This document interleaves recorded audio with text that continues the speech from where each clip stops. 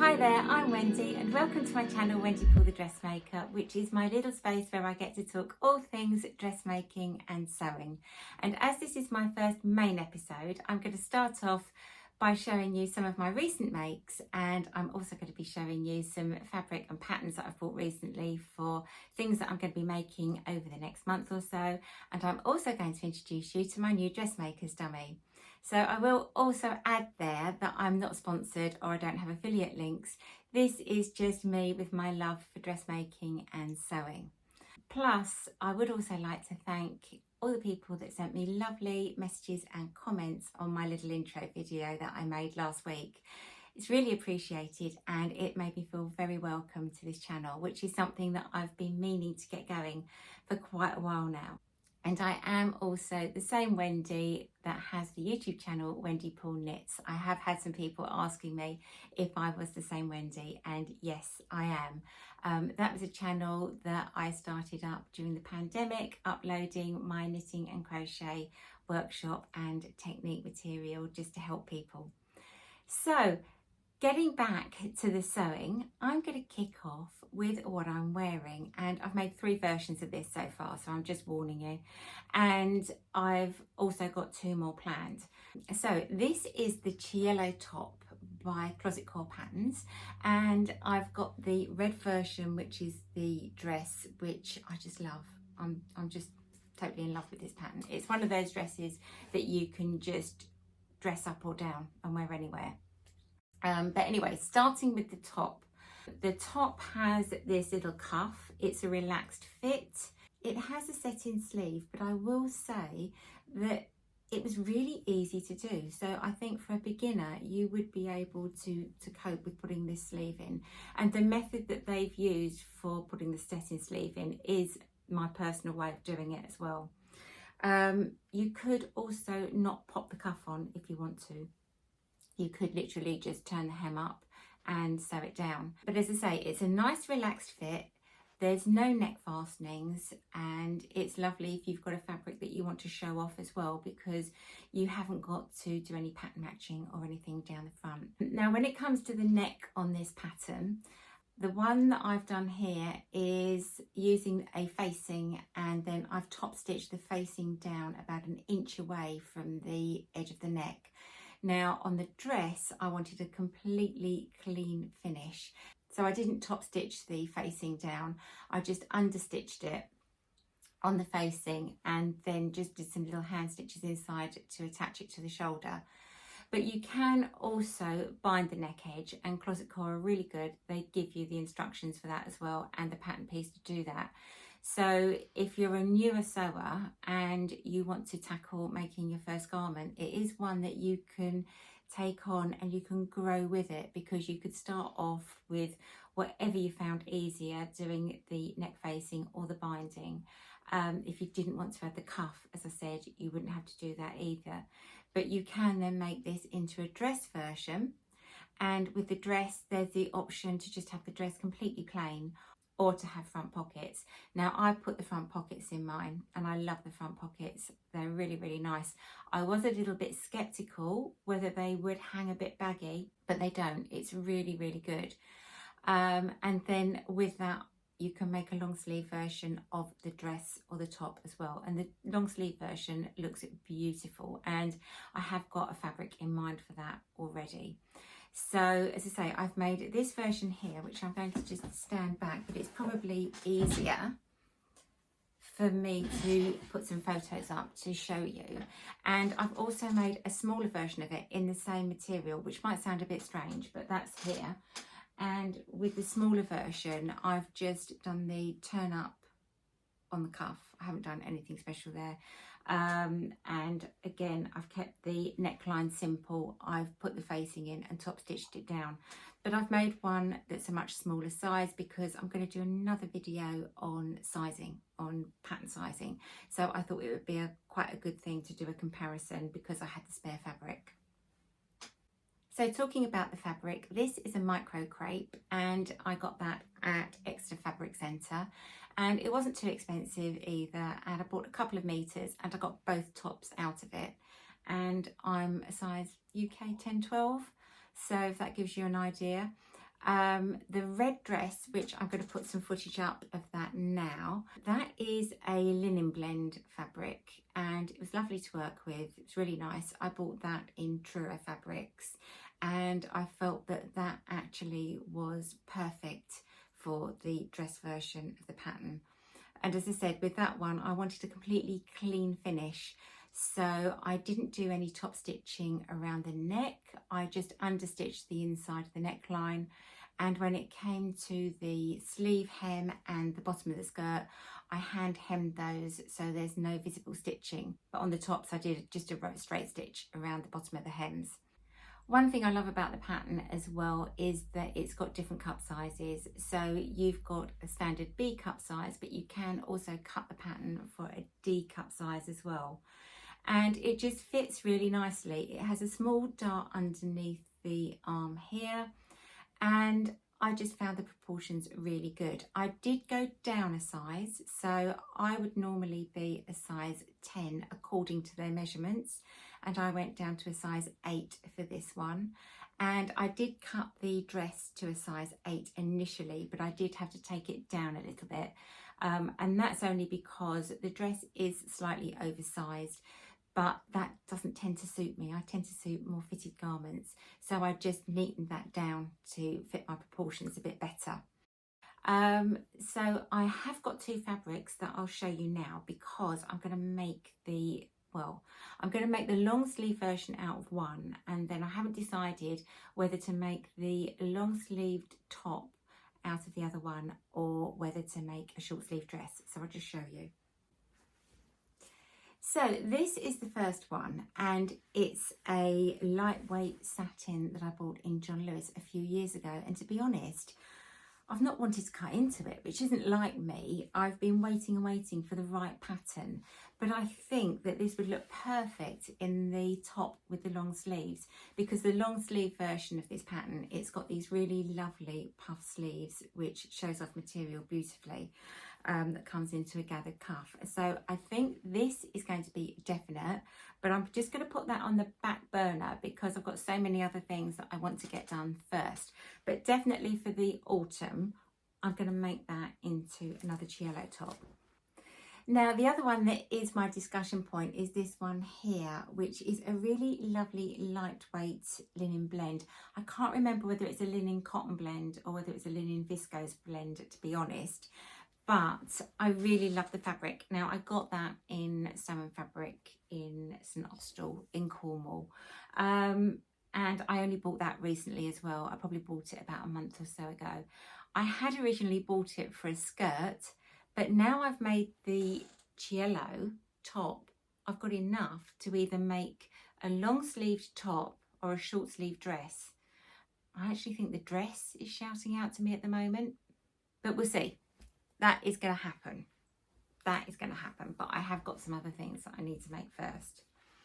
So I'd say that is the Cielo top and dress. And I have also got the details of that over on Instagram. So anything that I make, you will see on Instagram.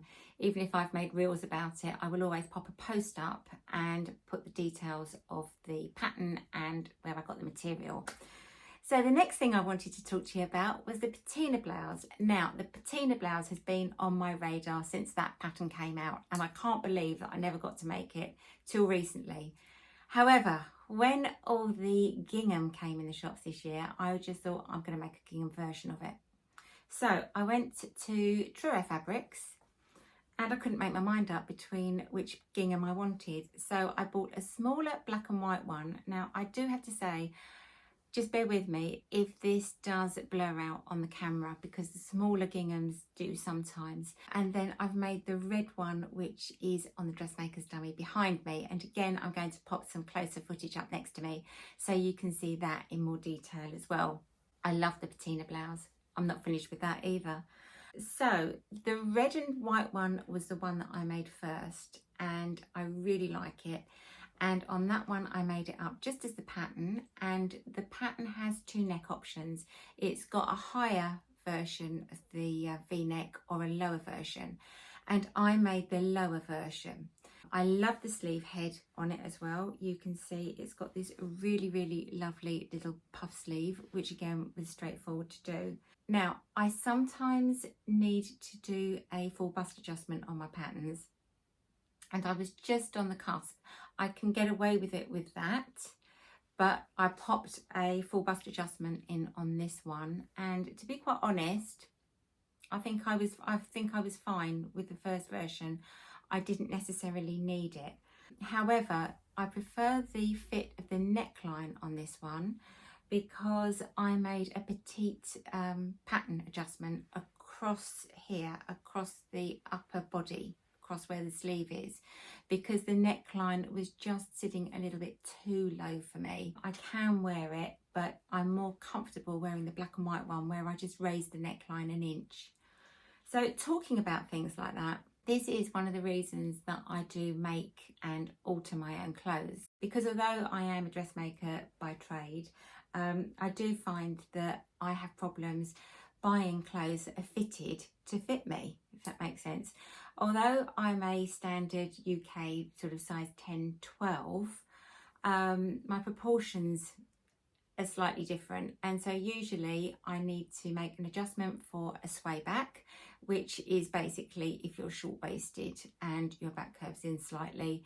I tend to find on fitted garments that I get a baggy area at the back here, and I am short from the neckline to the underarm area, so I do normally need to shorten my patterns there, and I sometimes need to do a full bust adjustment as well, and then I'm slightly longer from the waist down to the hip. So when it comes to buying things that are fitted, like dresses if they've got fitted bodices, very often when I go to the shops I can't find anything proportionally that sits right, so it is great being able to sew and make your own clothes. But enough of my fitting issues for now. Getting back to the patina top, one of the other differences I made between the two tops was the back yoke. Now, it was nothing to do with the pattern at all, nothing to do with the fit, and it is a beautiful pattern and I love making it. But it had a burrito type yoke, so you had a double back yoke, and on the second one I was a bit short for fabric, so I just put in a single yoke. Because this collar comes down to a V, you've got a neck facing inside, and so on this second one I knew I could get away without doing the double yoke, and it's worked out fine, absolutely fine. And yeah, I really like it. I like the gathers on the back of the yoke as well. It's just a really nice pattern. And when you take a look at the pattern cover, there's a white version with the higher neck and the long sleeves, and I do think that looks lovely. So I'm just keeping my eyes out for the right fabric. I will be making it in a white, but I just think that will be a really nice classic thing to wear, to be honest, with jeans and a blazer in the winter. So that's what I've got to show you with the things that I've just made. And now I'm just going to show you the fabrics that I've bought recently and the patterns that I've got to go with them. So starting off, the fleur dress. I've bought the pattern, I've printed it off, it's ready to be stuck together and ready to be made. And I've bought enough material to make a few versions of this, and I just love it. So hopefully by the time this video is live, I will be at my sewing machine making it, and you might even see some work in progress videos or reels on Instagram with it by then. So the first one I'm going to make, I have already washed the material and I overlocked the edges, so I'm going to show you that now. So this is lovely. It's an embroidered, I think it's a double gauze to be quite honest. I bought that in Truro Fabrics a couple of weeks ago and I love it. I just think it will suit the fleur so well. It's quite soft, but it's got some substance to it, and I don't think it's too see-through either. It came in this lovely corally red colour. It's more of a coral than a red. I hope the camera's picking the colour up properly for that. And it also came in a pale blue and a baby green. And I did dither a little bit with the colours, but then I thought, no, I want the red one because I love the photos that I'm seeing of the red one up on Instagram. So I'm going to make the short sleeved top of the fleur pattern by the Fabric Godmother, and that's all ready to go. So that's hopefully going to be started after this video. This is what I'm going to be doing this afternoon. Next, I've got, again, material for a fleur dress. And this is an animal print, and it's an animal print viscose. And I'm going to make the sleeveless version of the dress out of this because I just think that would be really nice. I sometimes struggle wearing floral prints. Sometimes they just swamp me. But I think a nice animal print will work really well. So that's number 2. And then this fabric is one where I'm a little bit undecided. I've got this gingham, and it's a seersucker type gingham. And this one came from Cielo Fabrics in St Austell. And again, I love it. And you can see I've overlocked it and washed it, and it's all ready to be made up. I do also always try and wash my fabrics before I start sewing with them as well, because I do that to try and avoid any shrinkage after I've made them up, because I think that's just so disappointing if you've gone to all that work of making something and then it shrinks. But this one, I'm tied. I don't know whether to make the fleur in a top version and make the sleeveless version of it, or whether to make the Nell pattern by Tilly and the Buttons, because I have bought that as well. So it's either going to be a fleur top or a Nell top. So you're going to have to wait and see what appears over the next few weeks, but it is one that I want to get done for this summer. So that's fabric number 3. Talking about the Nell, which I've bought the Nell PDF version, but I haven't printed it off yet. I have bought a fabric for the dress version, and I love it. Now, I said I'm not really floral, but I do wear some, and this just shouted at me, and I just thought this would look lovely in the Nell. So I'm going to make a short sleeve version from that, probably the shorter version of the Nell in this one. And again, this is a viscose fabric, and again, that came from Truro Fabrics. So, and again, these are all fabrics that I bought recently over the last month or so. So moving on again, I've got a bit of a Tilly and the Buttons thing going on at the moment. I've made so many tops that I need to have something bottom wise. So I've decided I'm going to have a go at the Thea trousers, and I've bought this lightweight denim. Again, this one is from Truro Fabrics, and it's got a little bit of stretch in it. And it's a funny one when it comes to denims, because there's so many different weights of denim, and I think you just have to be careful that you just don't go to too heavy a weight. So I'd say this is a sort of a skirt weight, not a heavy jeans weight denim, and it has got a little bit of stretch in it. There's a little bit of elasticine. I think it's got about 5%. I'm just saying that from memory. From what I remember seeing on the label, but it could have been 3, it could have been 5%. But that is going to be a pair of Theas, and I really need something to wear with the tops that I'm making. So I think I'm going to be busy. So that's things for me. But moving on, I have got another pattern as well. I've put it underneath the fabrics. Right, I've got another 2 patterns in here. I'll just get them.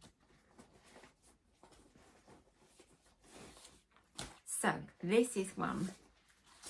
I've just been dying to make it, and I've got the Tony shirt. I've been a fan of this, and I'm going to make it for my son. So I bought the pattern. I actually found it quite difficult to get the pattern. It might have just been at the time that I was getting it. In the end, I had to order off of Sew Me Sunshine, because Emporia patterns were out of stock. So the fabric that I've got for that, this has got toucans on it. Don't know if you can see close up. And it comes from Exeter Fabric Centre.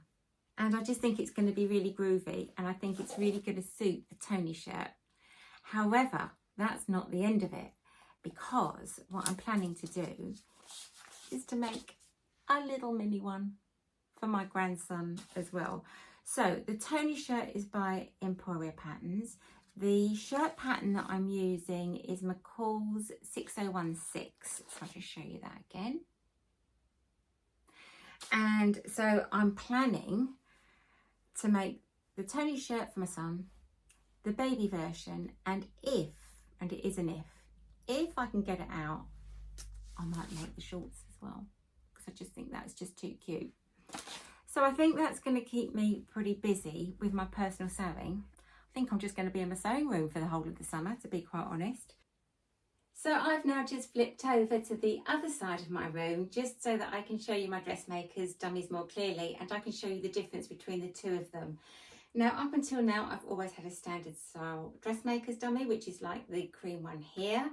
And I always tend to buy a smaller size. I don't tend to buy a really petite one, but just a standard small one, because I can expand it out to a certain degree, and then I can always pad it out a bit more on top of that if I need to. But I can't use it for someone with a much smaller stature than the original size of the dummy. Whereas I wanted a dummy that I could actually work with making some trousers. So this is where this one comes in, and this is the Adjustaform Dressmakers dummy, and it's the one specifically for trousers with an offset centre, and it comes in red and blue. Now, as I said, I'm not sponsored, or I haven't got an affiliated link or anything like that. I just thought that this is useful for anybody that's interested in getting a dressmaker's dummy where they want to make trousers and shorts and things like that.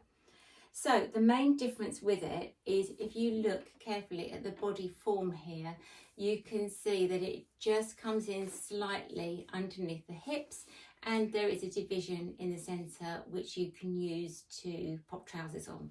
And also, if you look at the pole positioning, I'm hoping the camera picks this up, you can see that the pole is actually coming down through the centre of the leg rather than through the centre of the main body.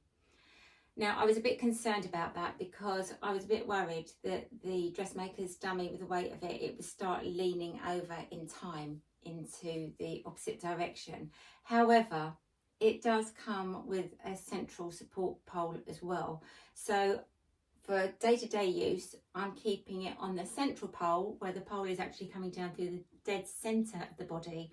And then I'm just going to be moving it over onto this offset pole for when I'm fitting trousers and shorts. And I'm hoping to make it for trousers, shorts. I'm going to try some swimwear as well. So I will keep you updated on how I get on with it, and I'll post pictures on here and on Instagram as well. So the first thing I'm going to be making on this will be the Thea trousers. So I will let you know how I get on. And as I say, I will also let you know how I get on over the summer with some swimwear as well, because I don't know how that will sit on it, but we'll see. It's an experiment. So now I'm going to flip back to the other side of the room so that I can continue. So I think that's about it for now, and I'm going to go off and start sewing my way through this lot, and hopefully I'll be back in a week or so's time, and I'll keep you updated with how far I've got. And you never know, there might have been something new creeping in on the sewing machine as well. So in the meantime, it would be lovely if you subscribed and click the notification bell, and then you'll get to hear when my next video goes live. And it also helps YouTube send people in the right direction to find my videos. And if you want to find me, I'm mainly on Instagram. I am also on Facebook and TikTok, but as I say, Instagram's the one that I'm on most days. So all I'll say is thank you so much for joining me, and I hope you have a good week and happy sewing, and I'll be back soon. Take care.